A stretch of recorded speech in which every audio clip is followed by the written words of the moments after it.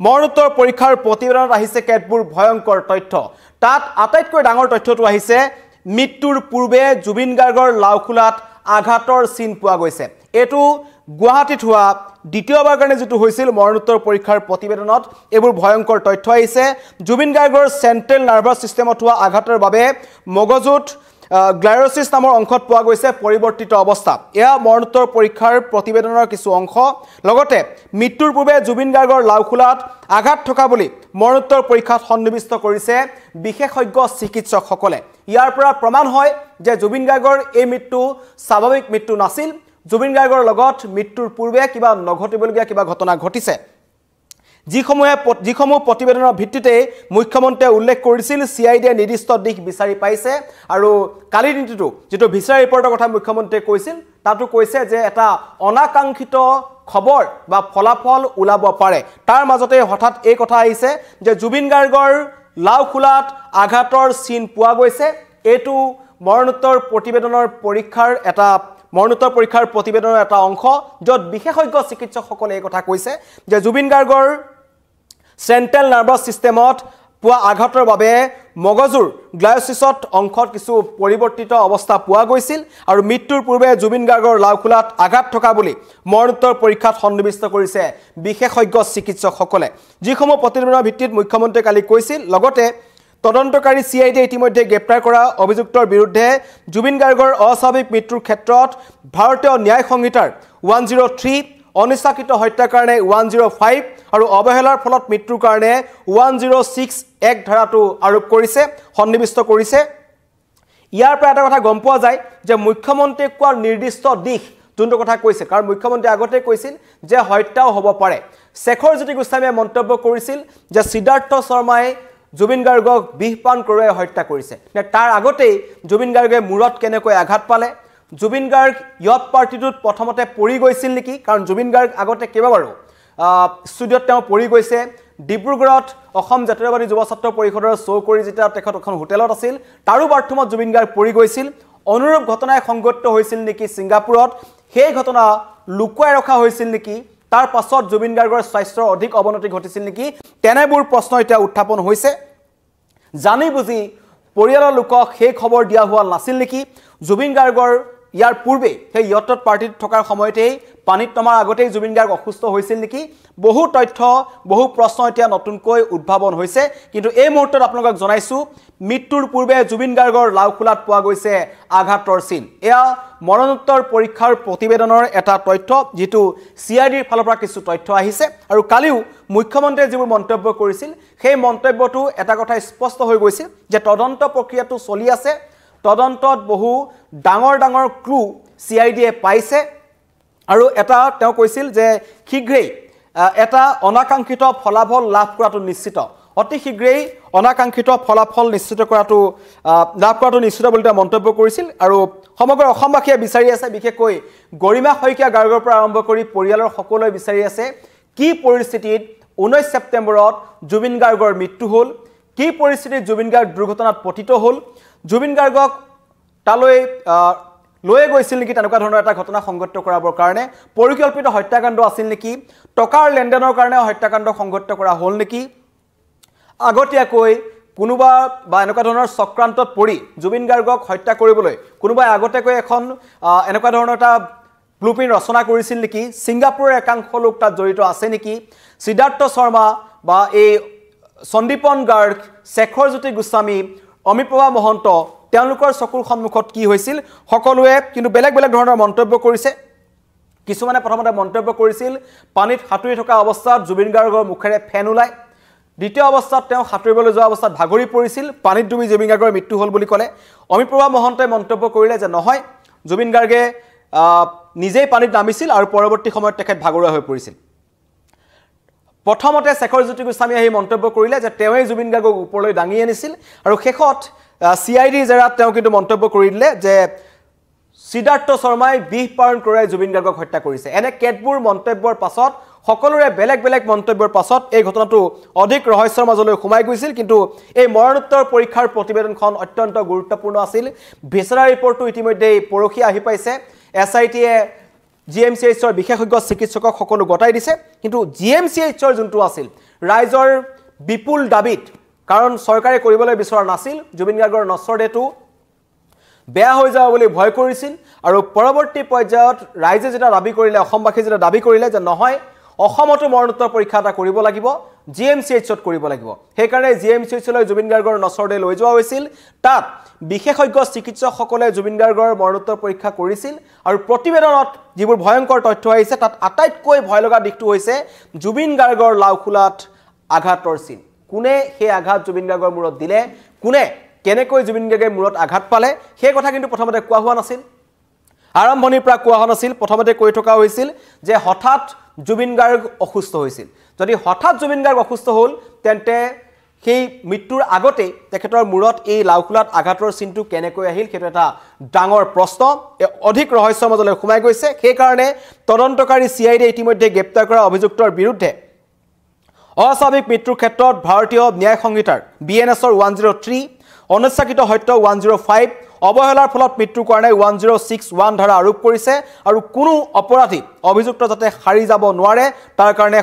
সকলো বদ্ধপৰিকৰ বিশেষকৈ পৰিয়াল তথা সমগ্ৰ অসমবাসী ৰাইজে কৈছে যে এই জুবিন গাৰ্গৰ মৃত্যু কেনেকৈ হ'ল অসমৰ এটা কণ্ঠ হঠাৎ ছিংগাপুৰৰ সাগৰত কেনেকৈ নাইকিয়া হৈ গ'ল সেই ঘটনাটো চালি জাৰি চাব লাগে জুবিন গাৰ্গক তালৈ মাতি নিয়া হত্যা কৰা হৈছিল কাৰণ শ্যামকানু মহন্ত তেওঁ নিজৰ পৰিয়ালৰ আগত মন্তব্য কৰিছিল যে জুবিন মোৰ কাৰণে পণ্য সামগ্ৰী জুবিনে মদ খায় জুবিনে পানী খায় মোৰ ক'বলগীয়া একো নাই কিন্তু তেওঁক মই ব্যৱহাৰ কৰিম হয়তো ব্যৱহাৰ কৰিবৰ কাৰণে লৈ যোৱা হৈছিল শ্যামকানু মহন্তৰ ইয়াত হাত আছে নেকি টকাৰ লেনদেন আছে নেকি সিদ্ধাৰ্থ শৰ্মাৰ লগত কিবা গোপন বুজাবুজি শ্যামকানু মহন্তৰ হৈছিল নেকি সন্দীপন গাৰ্গে কি কথা জানে কাৰণ সন্দীপন গাৰ্গে কিন্তু কোৱা নাছিল এতিয়ালৈকে যে জুবিন গাৰ্গৰ লগত প্ৰকৃততে কি হৈছে তেখেতক 14 দিন 15 দিন তেওঁ জুবিন গাৰ্গৰ ঘৰতে লুকাই থাকিল পৰৱৰ্তী সময়ত ৰাইজৰ বিপুল দাবীৰ পাছত তেখেতক CIDয়ে জেৰা কৰিলে গ্ৰেপ্তাৰ কৰিলে এতিয়ালৈকে কোনে মুখ খোলা নাই অমৃতপ্ৰভা মহন্তৰ মন্তব্য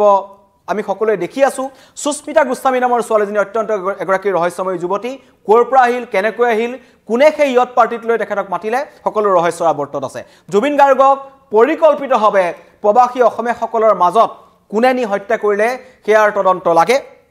যথেষ্ট লোকে মন্তব্য কৰিছে যে জুবিন গাৰ্গৰ এই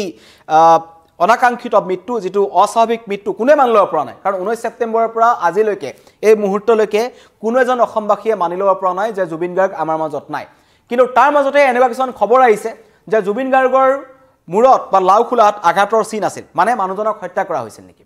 মানুহজনক কোনোবাই পৰিকল্পিতভাৱে আগতে হত্যা কৰিছিল নেকি তাৰ পিছত তেখেতক পানীত পেলাই দিছিল নেকি এনে কেতবোৰ ঘটনা আছে কাৰণ অসম আৰক্ষীয়ে ছিংগাপুৰত তদন্ত কৰিবলৈ যাব নোৱাৰে যদিও যায় কিমান দিনৰ পিছত যাব সেই সাগৰৰ বুকুত কেনেকুৱা ধৰণৰ তথ্য সমল বিচাৰি পাব হেতু মই নকলো আপোনালোকে বুজি পাইছে হোটেল পেচিফিক যিখন ছিংগাপুৰৰ এখন আটাইতকৈ ডাঙৰ হোটেল বুলি কোৱা যায় এখন টপ 5 হোটেলৰ ভিতৰত পৰে তাৰ 33 নম্বৰ যেটো ফ্লোৰ আছিল তাৰ জুবিন গাৰ্গ আছিল সেই কোঠাটোত যদি এতিয়া গৈ অসম আৰক্ষীয়ে বিচাৰ খুচাৰ কৰে কি তথ্যমান পাব হেতু মই নকলো আপোনালোকে বুজি পাইছে মানে ছিংগাপুৰৰ তদন্ত অসম আৰক্ষীয়ে কৰিব নোৱাৰে সেই কথা আউপিককৈ ADGPয়ে কৈ দিছে আৰু তেওঁ এটা কথা কৈছিল যে আমাৰ গৈ তাত তদন্ত কৰিবলৈ কিছু অসুবিধা আছে ছিংগাপুৰত তদন্ত নকৰাকৈ জুবিন গাৰ্গৰ এই সমগ্ৰ ঘটনাটোৰ তদন্ত প্ৰক্ৰিয়া কিমান ভালকৈ হ'ব সেয়া আপুনি মই সহজে বুজি পাইছো জুবিন গাৰ্গৰ এই লাওখোলাত যি আঘাতৰ চিন পোৱা গৈছে এই ঘটনাই এই তথ্যটো আসলতে মৰণোত্তৰ পৰীক্ষাৰ প্ৰতিবেদনৰ যেটো তথ্য অধিক ৰহস্যৰ মাজলৈ ঠেলিছে আৰু এতিয়া হয়তো সকলোৰে মনত যেটো সন্দেহ আছিল যে জুবিন গাৰ্গক পৰিকল্পিতভাৱে হত্যা কৰা হ'ল আৰু সেই কথা এতিয়া লাহে লাহে এই মৰণোত্তৰ পৰীক্ষাৰ প্ৰতিবেদনত ওলাবলৈ ধৰিছে আৰু সেই ঘটনাৰ পাছত এতিয়া সমগ্ৰ অসমবাসীয়ে পুনৰ লিখিছে জাষ্টিস ফৰ জুবিন গাৰ্গ যিকোনো মুহূৰ্তত ডাঙৰ আপডেট আহিব পাৰে কাৰণ মুখ্যমন্ত্ৰীয়ে কিন্তু কালি দিনটোতে ইংগিত দিছিল যে ভিসা ৰিপৰ্টটো পোৱাৰ পাছত মৰণোত্তৰ পৰীক্ষাৰ প্ৰতিবেদন পোৱাৰ পিছত দুটা ৰিপৰ্ট মিলাই চোৱাৰ পাছত আমি যথেষ্ট আশাবাদী যে এটা অনাকাংক্ষিত ফলাফলৰ দিশে আমি গৈ আছো হঠাৎ সকলো ধৰা পৰিব পাৰে কোনে এই ব্লুপ্ৰিন্ট ৰচনা কৰিছিল কোনে কেনেকৈ এই ঘটনাটো গাপ দিবলৈ চেষ্টা কৰিছিল কাৰণ দুৰ্ঘটনা সংঘটিত হ'ব পাৰে সেইটো কোনো ডাঙৰ কথা নহয় দুৰ্ঘটনাটো গাপ দিবলৈ কিয় চেষ্টা কৰা হ'ল এই জুবিন গাৰ্গৰ একেবাৰে কাষত থকা মানুহখিনি জুবিন গাৰ্গক আমি যেটো দেখি আছো 1992 চনৰ পৰা তাৰ পিছত লাহে লাহে জুবিন গাৰ্গৰ কাষত এই ৰঘুমলাৰ দৰে কিছুমান মানুহ আহিছিল যিসকলে জুবিন গাৰ্গ নামৰ বটবৃক্ষজোপাৰ কাষত ৰৈ তেওঁলোকে নিজৰ ব্যৱসায় চলাই গৈছিল নিজৰ কোনোবাই ষ্টুডিঅ' খুলিছিল কোনোবাই 6 লাখ টকীয়া মাইক্ৰফোনটো জুবিন গাৰ্গক 16 লাখ টকাত বিক্ৰী কৰিলে চাবলৈ গ'লে শেখৰজ্যোতি গোস্বামীৰ ষ্টুডিঅ'টো জুবিন গাৰ্গৰ ষ্টুডিঅ'তকৈ বেছি ডাঙৰ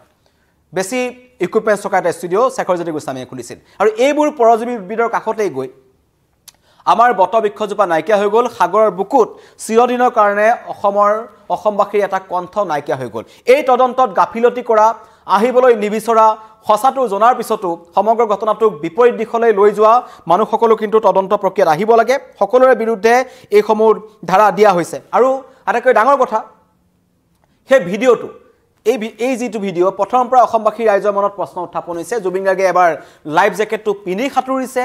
এবাৰ খুলি সাঁতুৰিছে এবাৰ তেখেত ভাগৰুৱা হৈ আছে দুজন মানে পিছফালৰ মন্তব্য কৰিছে ইমান দম নাইতো পানীত ডুবি যাব পাৰে উঠাই দিও নেকি এজনে কৈছে পাৰিব এইবোৰ মন্তব্য কোনে কৰিছিল কোনে জুবিন গাৰ্গক সাগৰত নামিবলৈ কৈছিল বা সাগৰত নামিবলৈ বাধ্য কৰিছিল বা সাগৰত নামাবলৈ লৈ গৈছিল তন্ময় ফুকনে সেই ইয়ট পাৰ্টিটোৰ আয়োজন কৰিছিল সেই কথা ইতিমধ্যে স্পষ্ট হৈছে কিন্তু এতিয়া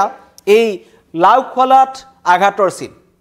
মৃত্যুৰ পূৰ্বে এই ঘটনাই কিন্তু সমগ্ৰ ঘটনাটো অধিক ৰহস্যৰ মাজলৈ নিছে এখন ইয়াৰ আৰু নতুন নতুন তথ্য আহিব এখন সম্পূৰ্ণ মৰণোত্তৰ পৰীক্ষাৰ প্ৰতিবেদনখন কোৱা নাই মাত্ৰ এটা পইণ্ট আপোনালোকক জনাইছো যে জুবিন গাৰ্গৰ মৃত্যু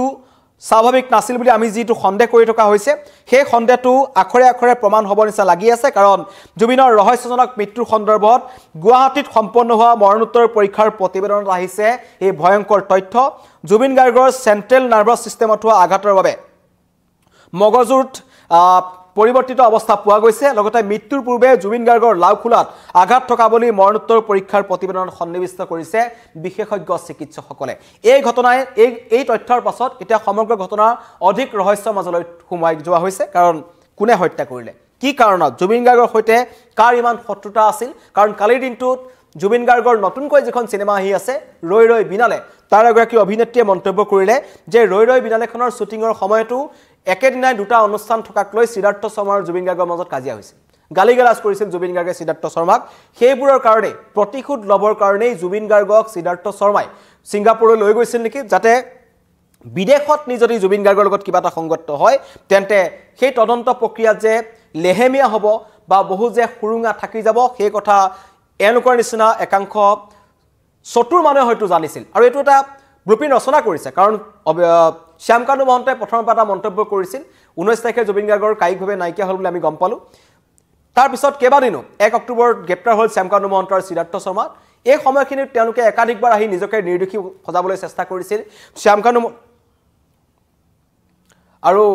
তাৰ পিছৰ পৰ্যায়ত নিজকে নিৰ্দোষী বুলি তেওঁলোকে বচাবলৈ চেষ্টা কৰিছিল কিন্তু পৰৱৰ্তী পৰ্যায়ত ৰাইজৰ বিপুল দাবীৰ পিছত তেওঁলোকক গ্ৰেপ্তাৰ কৰা হ'ল আৰু এতিয়া মৰণোত্তৰ পৰীক্ষাৰ প্ৰতিবেদনত কেতবোৰ ভয়ংকৰ তথ্য আহিছে পৰৱৰ্তী সময়ত আমি অধিক ভালকৈ এই মৰণোত্তৰ পৰীক্ষাৰ প্ৰতিবেদনত কি আছে আপোনালোকক সঠিকভাৱে জনাম ধন্যবাদ